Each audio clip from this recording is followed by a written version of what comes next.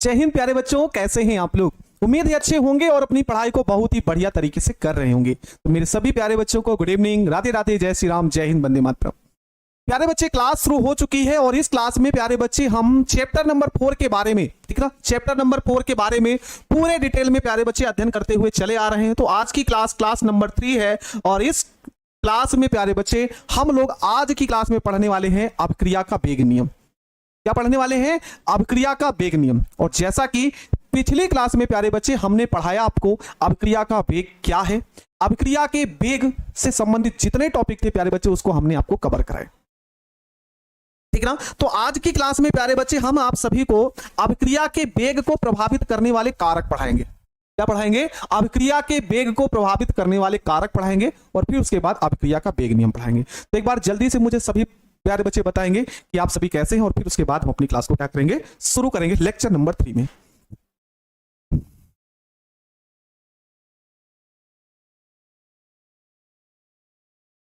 क्या भाई, बढ़िया है सभी लोग? पार्थ, क्लास को आगे बढ़ाया जाए, है ना। ठीक है, दूल्हे राजा आ गए हो क्लास में। चलो, दूल्हे राजा आ चुके हैं क्लास में, स्वागत करिए सभी लोग। और सभी बच्चों का वेलकम है, सभी को नमस्ते है, सभी को प्रणाम है। बस आपको अच्छे तरीके से पढ़ाई करना और संडे का टेस्ट मत भूलना। संडे का जो टेस्ट होगा प्यारे बच्चे वो चैप्टर नंबर 1 का, चैप्टर नंबर 2 का और चैप्टर नंबर 3 का। हमने तीनों चैप्टर के ऑब्जेक्टिव क्वेश्चन लिए हैं, ठीक ना। हमने कितने लिए हैं? 3 चैप्टर के ऑब्जेक्टिव क्वेश्चन लिए हैं, चैप्टर नंबर 1, 2, 3। दोनों में लगभग प्यारे बच्चे 50 प्रश्न हमने लिए, 50 से ज्यादा नहीं रखेंगे, ठीक है। 50 प्रश्न लिए हैं, 50 प्रश्नों में तीनों चैप्टर के बराबर बराबर प्रश्न लिए हैं। तो आप लोग तैयार रहिएगा और उसको तैयार करिएगा बढ़िया तरीके से, ठीक ना। हाँ, चलिए आज का क्लास हम लोग शुरू करते हैं। आज की क्लास में हम लोग पढ़ेंगे प्यारे बच्चे क्या, अभिक्रिया के वेग को प्रभावित करने वाले कारक। हेडिंग लगाओ सभी लोग।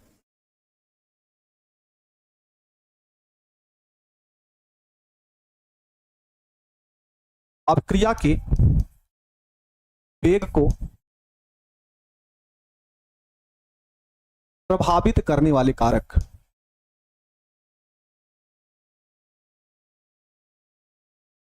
वो कौन कौन से कारक हैं जो अभिक्रिया के लिए फायदेमंद हो सकते हैं, जो अभिक्रिया को प्रभावित कर दें, कब अभिक्रिया बढ़ेगी और कब अभिक्रिया घटेगी।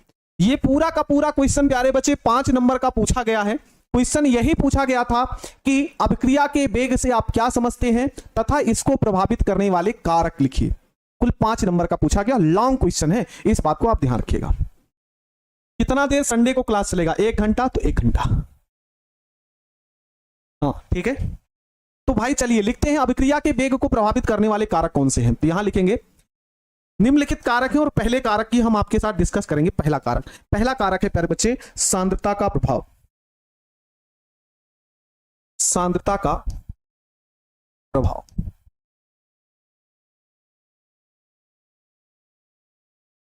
आइए हम आपको छोटे छोटे चित्र बना करके इसको ऐसे घुमा देंगे और आपका दिमाग एकदम से चक्रिया जाएगा और तुरंत इसका जवाब निकल करके। सांद्रता का प्रभाव क्या होगा? ए बाबू, ऐसे एक बटुआ ले लेना, है ना। क्या ले लेना? बटुआ ले लेना। बटुआ ले लेना और इसमें पानी भर दो, इसमें पानी भर दो, इसमें भी भर दो पानी। जी सर, इतना तो हम कर लिए, इतना तो हम क्या कर लिए प्यारे बच्चे, भर लिए। यहां पर प्यारे बच्चे 1 लीटर जल यहां पर भी है। यस सर, 1 लीटर जल यहां पर भी है। जी सर, इतना तो हम समझ गए। 1 लीटर जल आपने इसमें लिया है, 1 लीटर जल आपने इसमें लिया है। आगे सुनो, यहां पर हम मान लेते हैं जो विलेय के कण घुले हैं। क्या प्यारे बच्चे, ध्यान से सुनना, विलेय के कण, सैल्यूट के जो कण हैं वो 1, 2, 3, 4, 5। जी सर, विलेय के कितने कण भरे हैं? तो जी सर, यहां पर विलेय जो होता है उसके कुल 5 ही तो कण भरे हैं। कुल कितने कण? जी सर, 5 कण। और जो विलेय होता है ना, इस सांद्रता को ही प्रदर्शित करता है।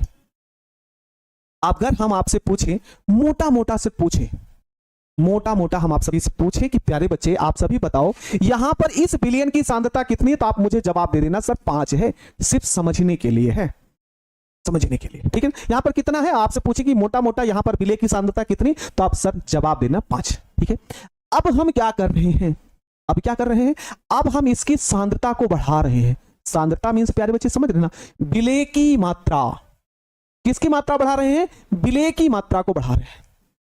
ठीक है, विलय की मात्रा को बढ़ा रहे हैं। तो यहां पर जो 5 कण हैं उस 5 कणों को बढ़ा करके हमने कर दिए 10 कण। 1 2 3 4 5 6 7 8 9 10 10 कण हमने रख दिए भाई। यहां पर विलय के कणों की संख्या को हमने क्या कर दिया प्यारे बच्चे, तो आप कहोगे 10 कण कर दिए।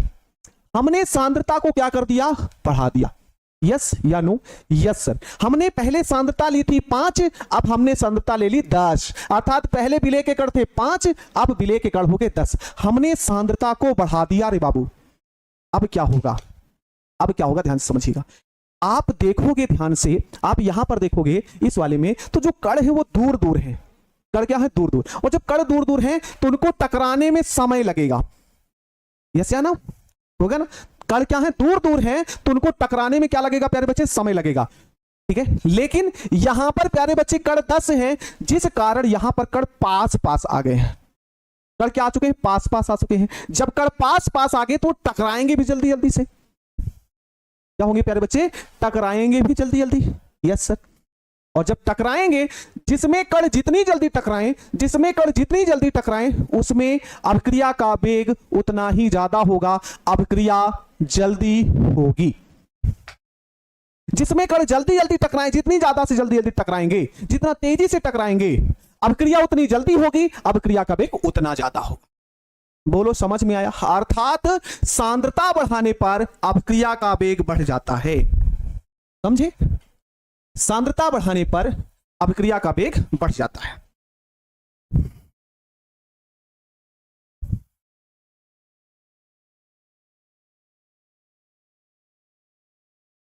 क्या भाई समझ में आ गया? ठीक है, धीरे धीरे टकराएंगे तो अभिक्रिया बहुत देर बाद होगी, देर होगा। तो यहां पर लिखेंगे क्या प्यारे बच्चे, अभिक्रिया का वेग, अभिक्रिया का वेग समानुपाती होगा किसके प्यारे बच्चे, सांद्रता के। क्या होगा, सांद्रता के। तो इसका अर्थ लिखेंगे प्यारे बच्चे, जल की मात्रा नहीं बढ़ाना, जल की मात्रा नहीं बढ़ाना। ठीक है, जल की मात्रा मत बढ़ाना मधु, ठीक ना? जल की मात्रा मत बढ़ाना, क्योंकि जल की मात्रा सांद्रता बढ़ा रहे हो ना प्यारे बच्चे। सांद्रता कभी भी बढ़ेगी, सांद्रता कम हो रही है, सांद्रता ज्यादा हो रही है, तो हमेशा विलय की बात होगी। हमेशा किसकी बात होगी प्यारे बच्चे, विलय की बात होगी। तो यहां पर लिखेंगे अभिक्रिया का वेग, अभिक्रिया का वेग सांद्रता बढ़ाने पर, सांद्रता बढ़ाने पर बढ़ता है, और सांद्रता घटाने पर, और सांद्रता घटाने पर घटता है, और सांद्रता घटाने पर घटता है।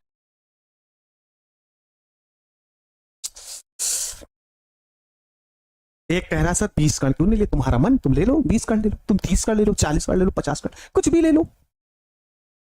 कह रहा 20 कण क्यों नहीं लिए, और तुम्हारा मन है तुम ले लो। मेरा 20 ही लेने का मन किया था, हम 20 ही लिए। मेरा 10 मन किया तो 10 ही लिए।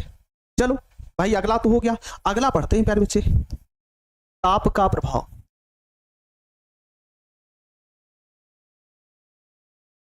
Effect of temperature. 20 ले लो भाई, 30 ले लो, 40 ले लो, कुछ भी ले लो, आपकी मर्जी। कण आप ले रहे हैं, पढ़ाप ले रहे हैं। अब और समझो ताप का प्रभाव, ताप का प्रभाव। ठीक है, ताप का प्रभाव। आइए यहां से हम चिमनी लगा देते हैं। अरे बाबा, इसको हम गर्म कर रहे हैं।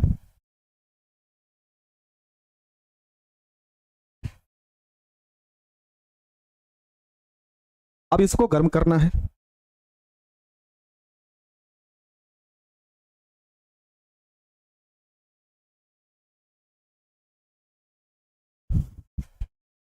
है ना? अब इसको क्या करना है प्यारे बच्चे, गर्म करना। इमेजिन करो क्या होने वाला होगा। इसको गर्म करो तो यहां पर क्या होगा, थोड़ा सा समझो, समझो थोड़ा सा क्या हो सकता होगा। हमने ताप को बढ़ाने की बात की, और जब ताप बढ़ाएंगे तो क्या होगा, क्या होगा, थोड़ा सा सोचो क्या हो सकता है। फिगर नहीं बनाना, फिगर नहीं बनाना किसी को भी, ठीक है ना? फिगर नहीं बनाना, सिर्फ ध्यान से समझो। ताप को बढ़ाओगे, ताप को बढ़ाओगे, इमेजिन करना, फील करना ये जो बाबू कण है ना, 5 कण, पांचों कण, उस जो एनर्जी दी जा रही है उस ऊर्जा को ये ग्रहण करेगा, उस ऊर्जा को ये ग्रहण करेगा। ये तो होगा, उस ऊर्जा को ये ग्रहण करेगा। तो जो कण हैं वो ऊर्जा को ग्रहण कर लिए। जैसे हमें भूख लग गई है तो मुझे ताप दिया जाएगा, ताप नहीं दिया जाएगा, खाना दिया जाएगा, खाना खाने के लिए। खाना खा लिए, मेरी ऊर्जा फिर से वैसे हो गई। चलो पढ़ाते हैं आप सभी को, चलो ऐसे समझो। मान लो प्यारे बच्चे ये कण थक गए हैं, इनको हमने दे दी ऊर्जा, और जब ऊर्जा दे दी तो ये कण ऊर्जा को ग्रहण किए तो फिर से ये गति करना शुरू कर देंगे। Yes sir. जब ये गति करना शुरू करेंगे तो ये टकराएंगे भी तो। यस सर, टकराएंगे। लेकिन कणों के बीच की दूरी ज्यादा है, कणों के बीच की दूरी ज्यादा है, तो यहां पर टकराने की संभावना अभी भी कम होगी इसकी अपेक्षा। क्यों भाई? क्योंकि इसको भी गर्म कर रहे हैं, इसको भी गर्म कर रहे हैं, और जब गर्म कर रहे हैं तो यहां के कण पास पास हैं तो ऊर्जा को ग्रहण करेंगे और जल्दी जल्दी टकराएंगे, जल्दी जल्दी टकराएंगे। ये समझ में आ गया ना सभी को?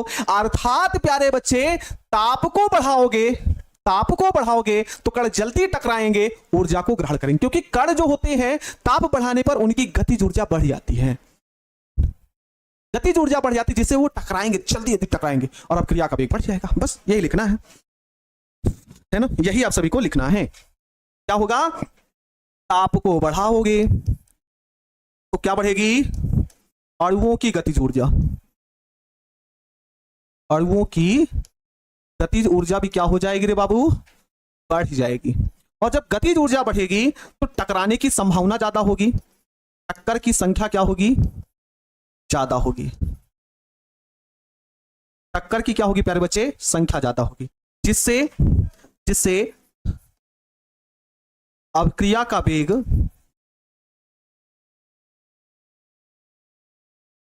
बढ़ जाता है। बस अभी बताओ, समझ में आ गया?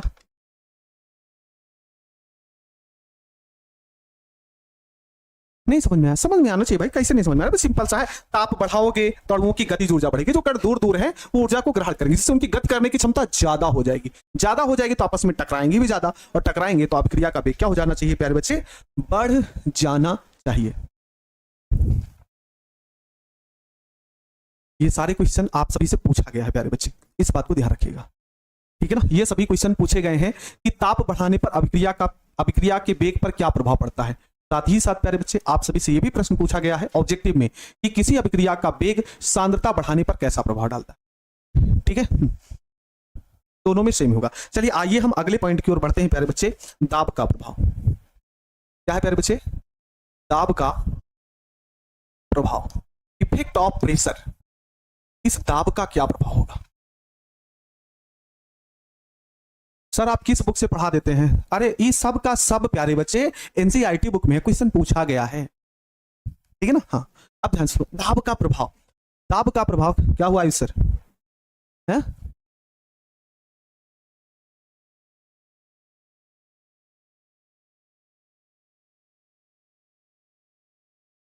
ठीक है, चले आ जाओ। हाँ ध्यान से सुनो, क्या है? प्रेशर का प्रभाव, दाब का प्रभाव। मेरे प्यारे बच्चे ध्यान से सुनो, इसमें एक पात्र ले लो। Yes sir. इसमें आप ले लो जल। यस सर, जल जल ले लिए। यहां पर मान लो प्यारे बच्चे यहां कण है, यहां कण है, यहां कण है, यहां कण है, यहां कण है, यहां कण है, ऐसे है ना? जी सर है। तो यहां पर ऊपर से एक पिस्टन वाली छड़ लगा दो। पिस्टन मतलब समझ रहे हैं, जिससे दाब लगाया जाता है। इससे क्या लगाया जाता है? दाब को लगाया जाता है। ये हो गया पिस्टन। अब हम दाब को लगाएंगे, ये हो गया पिस्टन।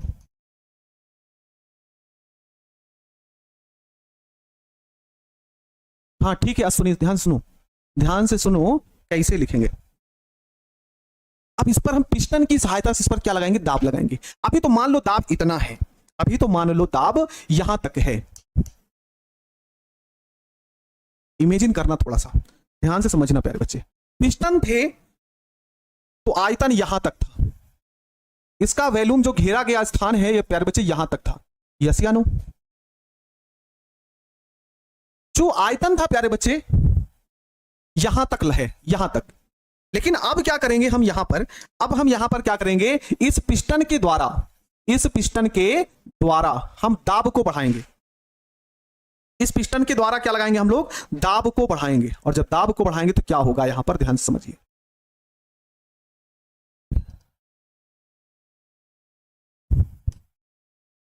जो पिस्टन प्यारे बच्चे यहां तक थी, जो पिस्टन यहां तक थी, अब उस पिस्टन पर हमने दाब को लगाया तो पिस्टन हमारी यहां पर आ गई, पिस्टन यहां पर आ गई।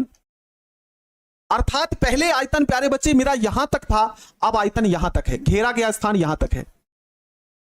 यस सर, अर्थात पहले आयतन यहां तक था, पिस्टन पर हमने दाब लगाया, उसके आयतन में हमने कर दी कमी। तो यहां जो कण आपको दिख रहे हैं वो दूर दूर हैं, जी सर दूर दूर हैं। अब वही कण दाब लगाने के पास में क्या आ जाएंगे, एकदम पास पास आ जाएंगे। कुछ आप फील किए इस बात को, आप इस बात को फील किए। यस यानु, पहले पिस्टन यहां पर था, तो ये जो जल इसमें भरा था, जो भी यहां पर क्वांटिटी जिसकी भी भरी गई होगी उसका आयतन यहां था।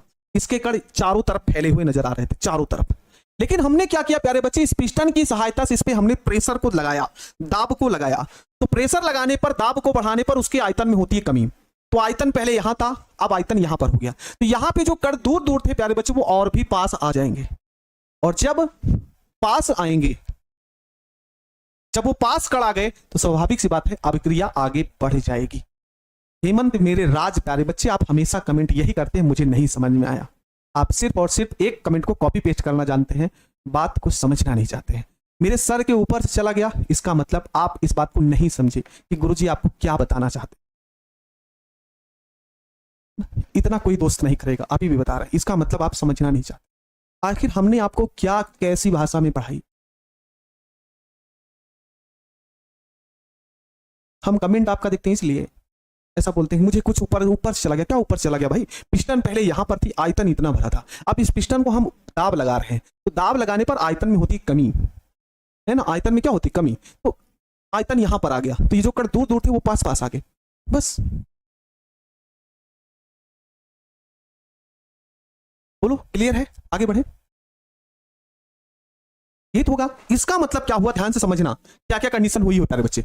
जब हमने दाब को बढ़ाया, जब हमने क्या किया प्यारे बच्चे, दाब को बढ़ाया। देखो दोस्त, हम हमेशा एक चीज हमेशा नोटिस किए हैं कि मुझसे एक भी बच्चा संतुष्ट, मतलब एक भी बच्चा ऐसा ना जो असंतुष्ट होकर जाए। मुझे एक भी बच्चे से कमी नहीं नजर आती। हो सकता है मेरे अंदर हजारों कमियां हो दोस्त, लेकिन हम चाहते हैं कि वो कमी हम आपकी दूर कर दें। मेरे अंदर जो कमियां वो आपके अंदर ना आए, ये बात समझ लो। आपको नहीं मिलेगा दोस्त, नहीं मिलेगा। भले मेरे अंदर लाख बुराइयां हो, आपको नहीं समझा, लेकिन हम अपनी तरफ से पूरा प्रयास करते हैं आपको समझ में आए। लेकिन बाकी ठीक है, आपको हम पूरा प्रयास करते हैं प्यारे बच्चे हर एक टॉपिक समझ में आए, और काफी बच्चों को समझ में आ भी रहा होगा। तो देखो, अगर हम दाब को बढ़ाएंगे तो उसके आयतन में कमी होती है। यस सर, दाब लगाओगे तो आयतन में क्या होगी प्यारे बच्चे, कमी होगी। यस सर, दाब को लगाएंगे तो आयतन में कमी होगी। तो क्या होगा, जो सांद्रण था प्यारे बच्चे, जो कण दूर दूर थे वही कण पास आ गए। मतलब सांद्रण जो ज्यादा था वो क्या हो चुका, सॉरी, सांद्रण पहले कम था, मतलब कण दूर दूर थे, ऐसा समझो वो पास पास आ गए। तो दाब बढ़ाने पर सांद्रण क्या हो जाता है, बढ़ जाता है। और जब सांद्रण बढ़ेगा तो मतलब कणों की संख्या बढ़ी। सांद्रण बढ़ा तो इसका मतलब कणों की संख्या बढ़ी, तो प्यारे बच्चे टक्कर की संख्या भी बढ़ जाएगी। क्या बढ़ जाएगी, टक्कर की संख्या भी बढ़ जाएगी। कण ज्यादा टकराएंगे, कण क्या होंगे प्यारे बच्चे, ज्यादा टकराएंगे, और ज्यादा टकराएंगे तो जो अभिक्रिया का वेग होगा, अभिक्रिया का वेग होगा वो क्या हो जाएगा, बढ़ जाएगा। बस अभिक्रिया का वेग क्या हो जाएगा, बढ़ जाएगा। अब कुछ बच्चे ये कह रहे हैं कि सर इसका डिफिनीशन लिख दीजिए। मेरे प्यारे बच्चे ध्यान से समझो कैसे लिखोगे। दाब बढ़ाने पर आयतन में कमी होती है, फलस्वरूप सांद्रण बढ़ जाता है। सांद्रण बढ़ने के फलस्वरूप टक्कर की संख्या बढ़ती है, जिससे अभिक्रिया का वेग बढ़ जाता है। आप पूरा लिख लोगे ना तो नहीं समझ में आएगा, है ना। पूरा लिख देंगे ना तो वो नहीं समझ, लेकिन ये चीज को बहुत अच्छे तरीके से समझ जाओगे, समझे। ऐसे लिख लो ना, दाब बढ़ाने पर आयतन कम हो रहा है, दाब ये बढ़ा ना तो आयतन कम हुआ, जिससे सांद्रण बढ़ जाता है, और सांद्रण बढ़ेगा तो टक्कर की संख्या बढ़ेगी, टक्कर की संख्या बढ़ेगी तो अभिक्रिया का वेग भी बढ़ जाएगा। अगला प्यारे बच्चे, अगला टॉपिक है अभिकारक का पृष्ठ क्षेत्रफल। अभिकारक का पृष्ठ क्षेत्रफल, अगला टॉपिक यही है प्यारे बच्चे, अगला पॉइंट इसका यही है, अभिकारक का पृष्ठ क्षेत्रफल। ठीक है। अभिकारक का पृष्ठ क्षेत्रफल, मेरी बात ध्यान से सुनो प्यारे बच्चे, दो यहां पर पृष्ठ क्षेत्रफल ले रहे हैं। एक पृष्ठ क्षेत्रफल हमने आप सभी के लिए यहां पर ले रखा है और इसी को हम छोटे छोटे भागों में तोड़ दिए। इसी को हमने छोटे छोटे भागों में क्या कर दिया प्यारे बच्चे, तोड़ दिया। आप सभी से क्वेश्चन पूछना चाहते हैं, आप सभी से क्वेश्चन पूछना चाहते हैं, यहां पर हमने, है ना, आप सभी से हम दो क्वेश्चन पूछना चाहते हैं। यहां पर प्यारे बच्चे हमने एक सतह ली है, जी सर, हमने एक सतह यहां पर ली है और हमने प्यारे बच्चे इसी सतह के छोटे छोटे भाग यहां पर हमने कर दिए हैं, तो यहां पर भी होगी सतह। आप सभी से एक जवाब पूछना चाहते हैं कि प्यारे बच्चे कहां पर ज्यादा कण जुड़ सकते हैं, जवाब दीजिए, कहां पर ज्यादा कण जुड़ सकते हैं।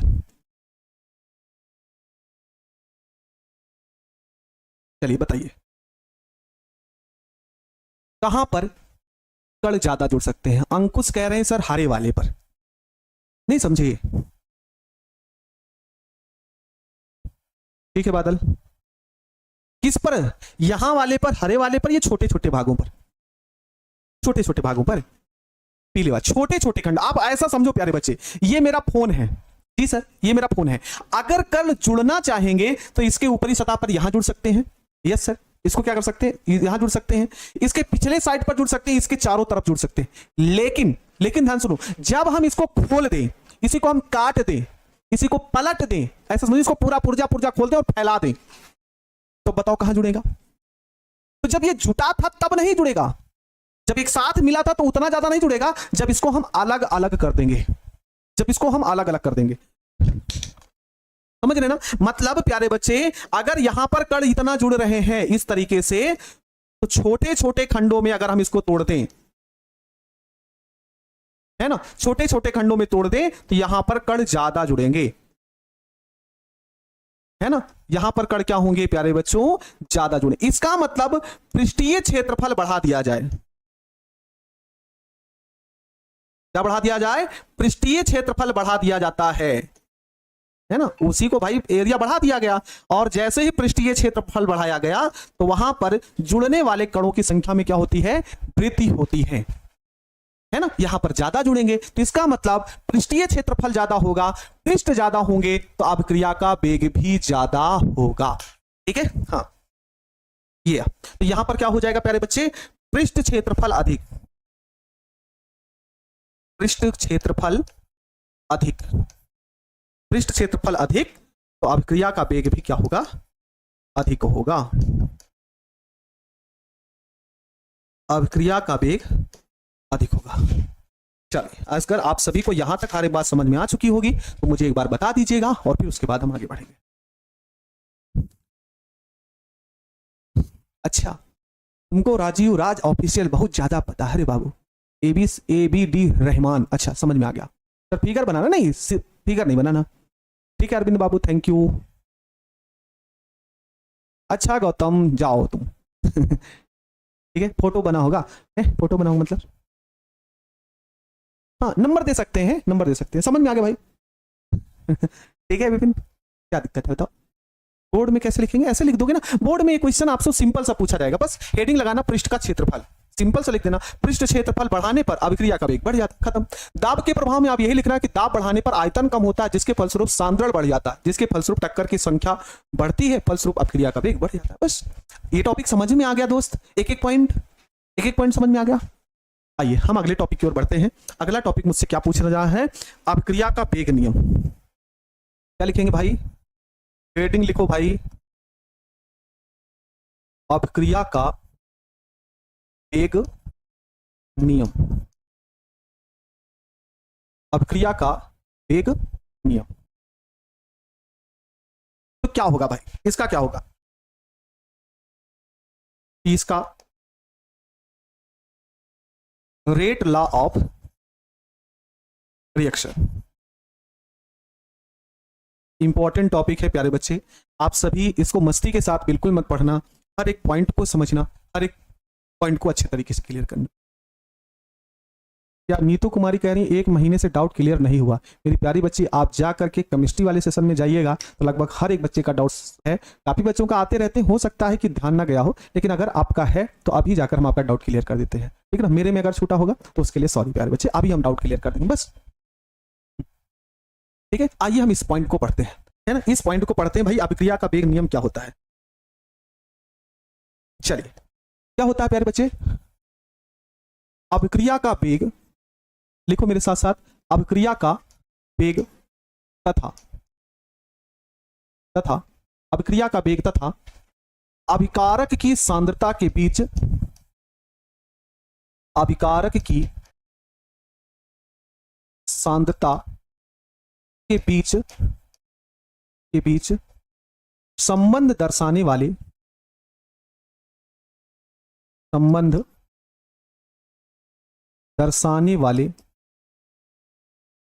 समीकरण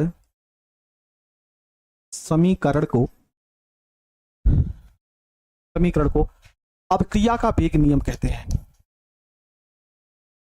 अभिक्रिया का वेग नियम कहते हैं।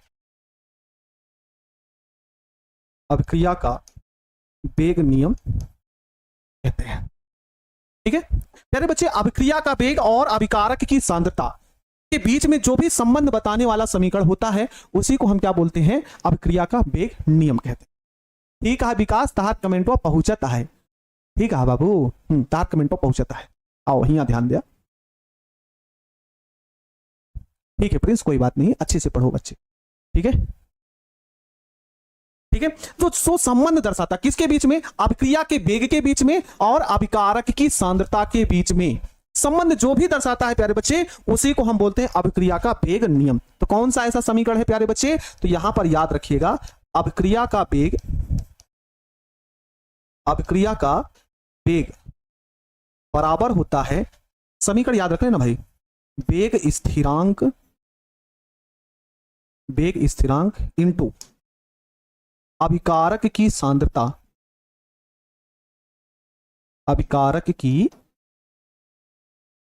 सांद्रता और इसकी पावर n। यही एक समीकरण है, यही समीकरण है प्यारे बच्चे जो अभिक्रिया के वेग नियम को प्रदर्शित करता है।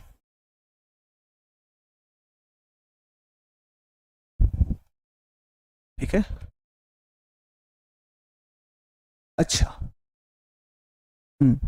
तो यहां पर क्या पूछा प्यारे बच्चे, अभिक्रिया का वेग और ये हो गई अभिकारक की सांद्रता के बीच में जो संबंध दर्शाता है उसी को हम क्या बोलते हैं, अभिक्रिया का वेग नियम।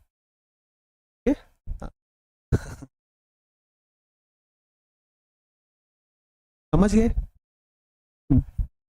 ठीक है। ये समीकरण ही आपको याद रखना। अच्छा भाई देखो, यहां पर जो वेग है उसको हम लिखते हैं dx upon dt। Yes sir, ध्यान सुनना, अभिक्रिया के वेग को क्या लिखते हैं, dx अपॉन dt। वेग स्थिरांक को हम लिखते हैं कि अभी बताएंगे वेग स्थिरांक है क्या, थोड़ा देर सब्र रखो प्यारे बच्चे, है ना। यहां पर हो गया अभिकारक की सांद्रता,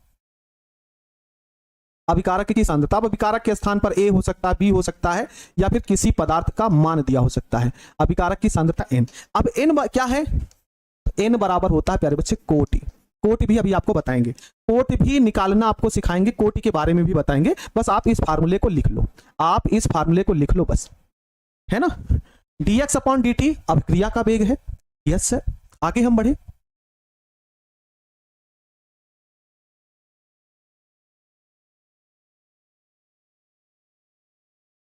ठीक है। अब dx अपॉन dt बराबर वेग स्थिरांक को हमने माना के अभिकारक की सांद्रता की पावर n क्या है, कोटि है। अब आप सभी को हम बताएंगे प्यारे बच्चे इस वेग स्थिरांक के बारे में और फिर हम बताएंगे आपको कोटि के बारे में। कि आपको ये पूरा टॉपिक समझ में आ चुका है, यस या नो, जल्दी से मुझे जवाब दें भाई, क्या समझ में आ चुका है। ठीक है सागुप्ता, ठीक है। सोनू कुमार हो सकता है इस संडे आनंद सर बोल रहे थे फिजिक्स का 1 शॉट लेने के लिए, तो इसलिए हमने अपना कैंसिल कर दिया है और हमने 1 शॉट ना लेकर के प्यारे बच्चे हमने उसके लिए टेस्ट ले लिया है। ठीक है, टेस्ट आपको दोपहर में कितने बजे आना है, 11 बजे आना। 11 बजे का ऐसा समय है कि आप सुबह संडे के दिन आराम से सो भी सकते हो, थोड़ा रेस्ट भी ज्यादा देर तक कर सकते हो। सुबह उठो, नहाओ धो और फिर खाना खा लो, खाना खा के पढ़ने बैठ जाओ। इस तरीके से हमने लिखा है, इसलिए वो टाइम हमें लगा वेस्ट है, सबसे अच्छा है। ठीक है, और इसीलिए 1 शॉट नहीं रखा हमने। 1 शॉट अगले संडे आनंद सर को लेना होगा तो ले लेंगे, ठीक है ना। हाँ, अब आइए भाई अगला पढ़ते हैं, अभिक्रिया का वेग स्थिरांक।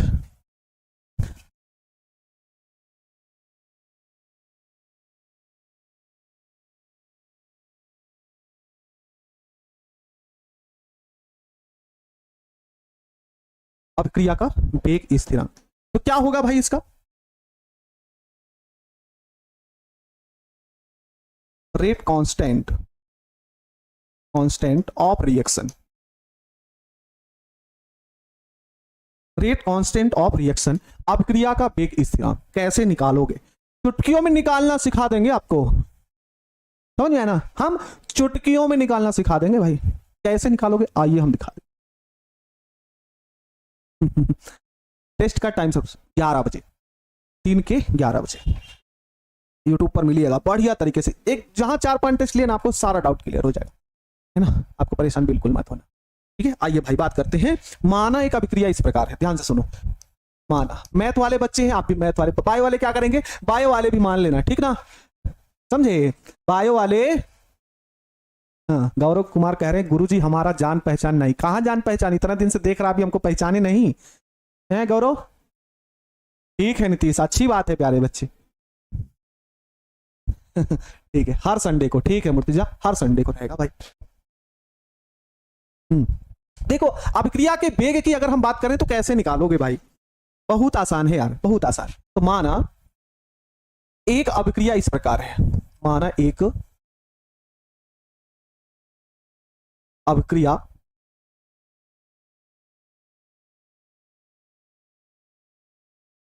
अभिक्रिया इस प्रकार है।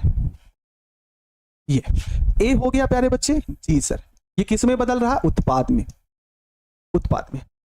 अब बहुत बहुत गौर से देखना, बहुत अच्छे से समझना।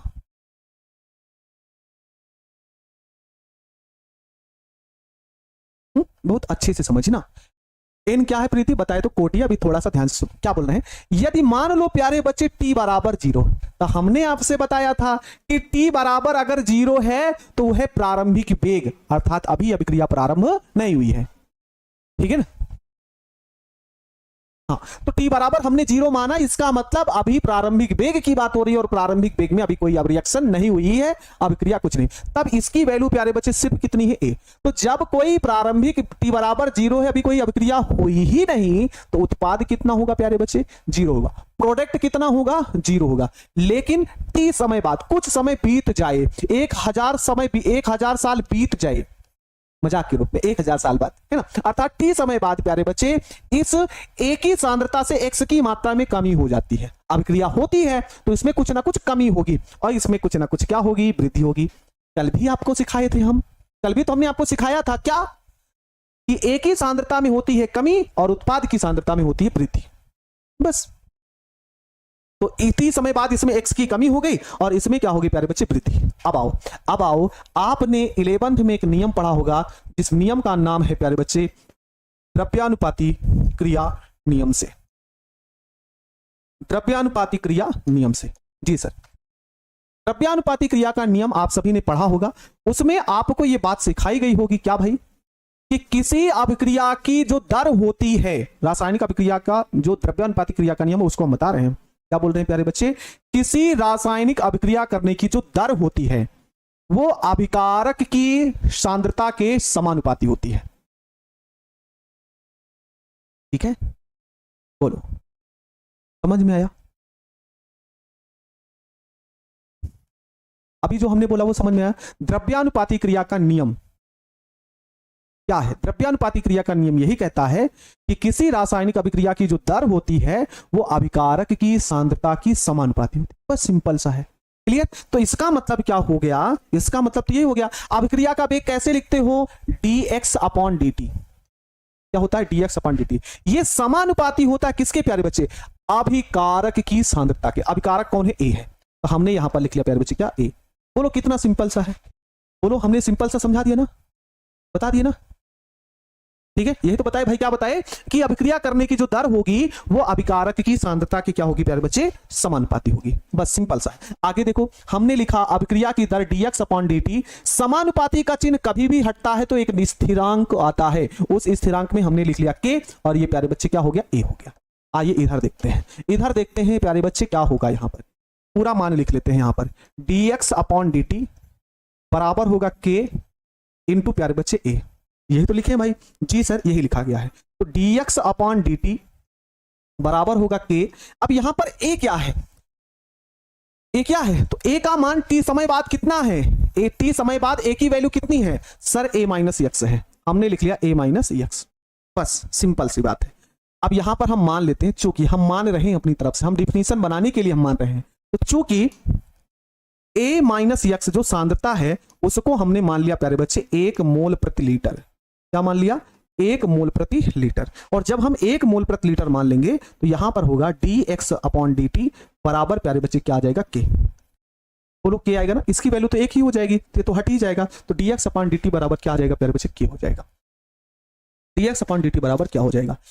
कब ऐसा होगा प्यारे बच्चे, है ना, कब ऐसा होगा, ठीक है। तो इसका मतलब क्या होगा कि अगर हम सांद्रण कितना मान ले प्यारे बच्चे, 1 मान ले, सांद्रण हम कितना मान ले, यदि हम सांद्रण 1 मान ले प्यारे बच्चे, सांद्रण कितना मान ले 1 मान ले, तो जो अभिक्रिया का वेग स्थिरांक होगा, या फिर सॉरी, जब हम सांद्रण कितना मान ले प्यारे बच्चे 1 मान ले, जब सांद्रण कितना मान ले हम लोग,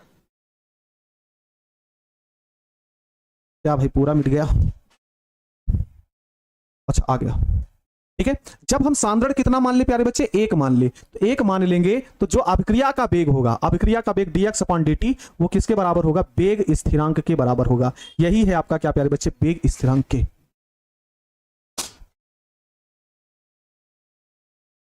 बोलो समझ में आ गया,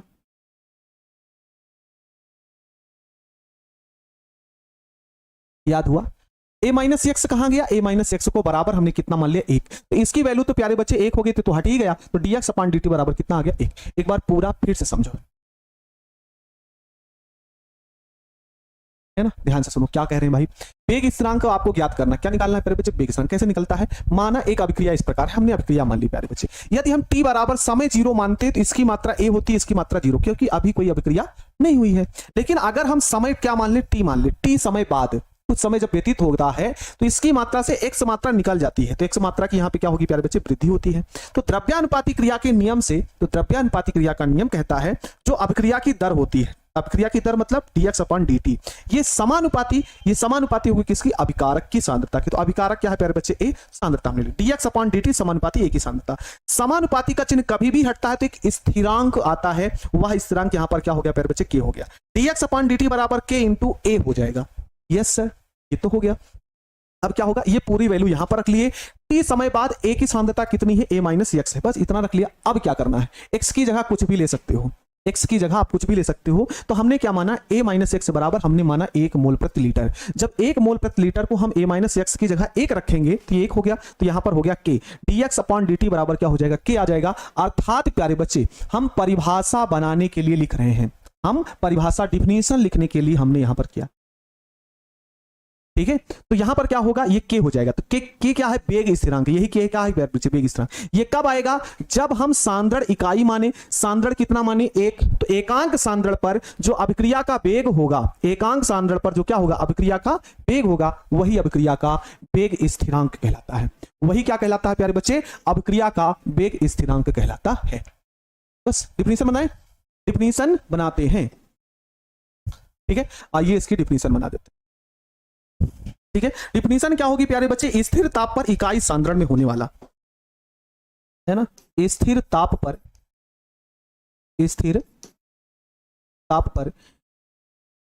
इकाई सांद्रण, एकांक सांद्रता मानो, एकांक या फिर इकाई सांद्रण में होने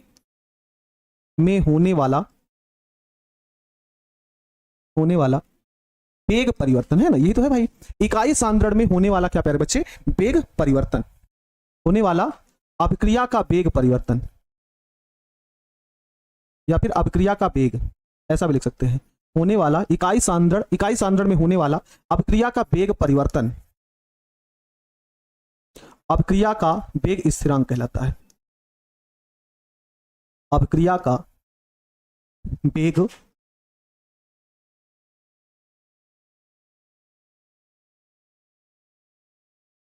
स्थिरांक कहलाता है।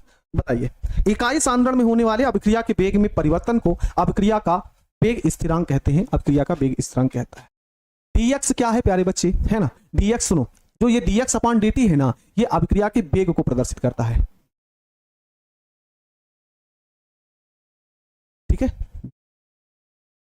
हर वक्त एक्स मान लेते हैं, कुछ मानक राशियां होती हैं जो एक्स मानकर ही चली जाती हैं प्यारे बच्चे, ठीक है ना, एक्स मानकर ही चली जाती है। आपकी इच्छा है, आपको एक्स से नफरत है ना, एक्स को तमाम लोगों से नफरत होती है, आपको एक्स से क्या है प्यारे बच्चे, नफरत है, तो आप मत लीजिए एक्स, जो भी आपको हो उसको ले लीजिए बस, ठीक है। ये भैया समय अंतराल को, एक्स जो होता है वो सांद्रता को, टी समय अंतराल को, तो इसीलिए dx अपन dt होता है, ठीक है, ये लिखा जाता है। समझ गए आप लोग, ठीक है। हाँ, इकाई सांद्रण में होने वाला अभिक्रिया का वेग परिवर्तन अभिक्रिया का क्या कहलाता है, वेग स्थिरांक कहलाता है।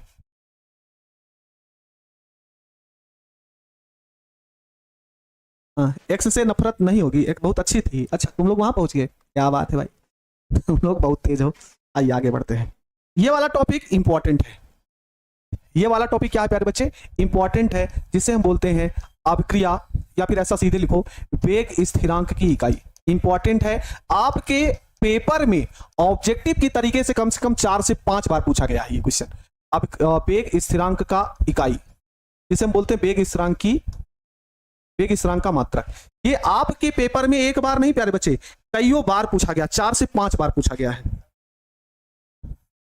Unit of rate constant, unit of rate constant,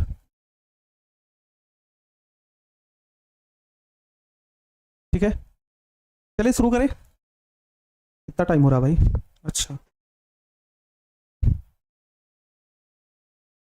ठीक है।